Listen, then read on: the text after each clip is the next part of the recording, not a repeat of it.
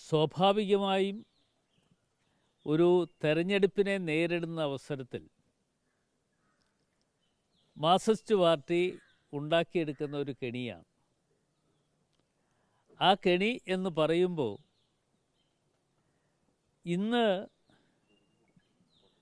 തെരഞ്ഞെടുപ്പുമായി ബന്ധപ്പെട്ടുകൊണ്ട് അയ്യപ്പൻ്റെ സന്നിധിയിൽ നിന്നും മോഷണം നടത്തിയിട്ട് ആ മോഷണവുമായി ബന്ധപ്പെട്ടുകൊണ്ട് ഇന്ന് നിരവധി നേതാക്കന്മാർ ജയിലിൽ കിടക്കുകയാണ്. ജയിലിൽ കിടക്കുന്ന അവസരത്തിൽ ഇതൊക്കെ ഒന്ന് വഴി മാറ്റി വിടുന്നതിന് വേണ്ടി ഒരു പുതിയ തന്ത്രം മെനഞ്ഞിരിക്കുകയാണ്. ആ തന്ത്രത്തിൽ ഇന്ന് ഞങ്ങളെ സംബന്ധിച്ചിടത്തോളം ഞങ്ങൾക്ക് വ്യക്തമായ അഭിപ്രായമുള്ളവരാണ്.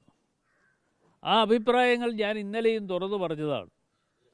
ആ വ്യക്തമായ അഭിപ്രായമുണ്ട് എന്ന് പറയുമ്പോഴും നമ്മൾ ഒരു കാര്യം കാണേണ്ടതായിട്ടുള്ളത്, എല്ലാ തെരഞ്ഞെടുപ്പ് സമയങ്ങളിലും കേസുകൾ ഉണ്ടാക്കിയെടുക്കുക എന്ന് പറയുന്നത് CPM-നെ സംബന്ധിച്ചിടത്തോളം അവരുടെ ഒരു ലക്ഷ്യമാണ്.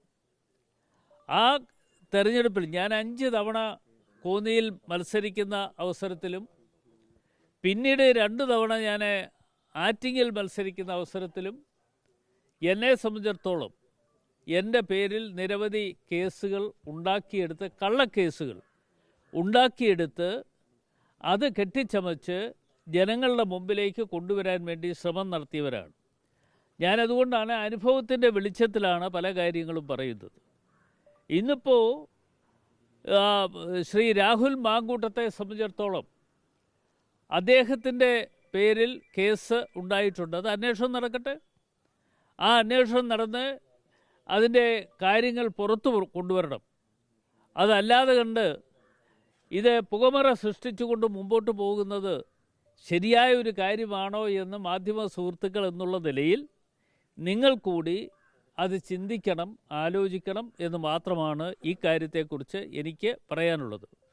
ഇത്തരത്തിലുള്ള ഇരകൾ എല്ലാ കാലഘട്ടങ്ങളിലും CPM-നെ സംബന്ധിച്ചിടത്തോളം ലഭ്യമാകുന്നുണ്ട്.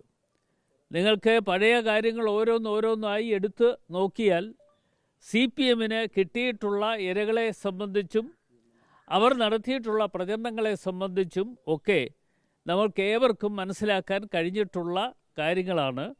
അതൊക്കെ ഇപ്പോൾ എവിടെ പോയി നിൽക്കുന്നു എന്നതിനെക്കുറിച്ചും കാര്യങ്ങൾ അന്വേഷിക്കേണ്ടതായിട്ടുണ്ട്.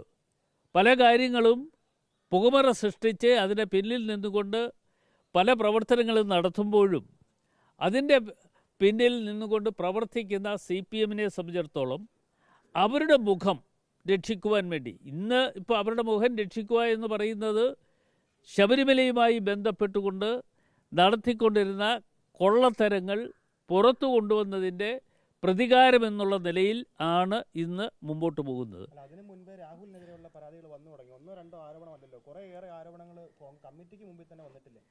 അല്ല, ഞാനത് പറഞ്ഞല്ലോ. രാഹുലിൻ്റെ പേരിൽ അതിനു മുമ്പ് കേസുകൾ വന്നിട്ടുണ്ട്. എന്തുകൊണ്ട് കേസെടുത്തില്ല?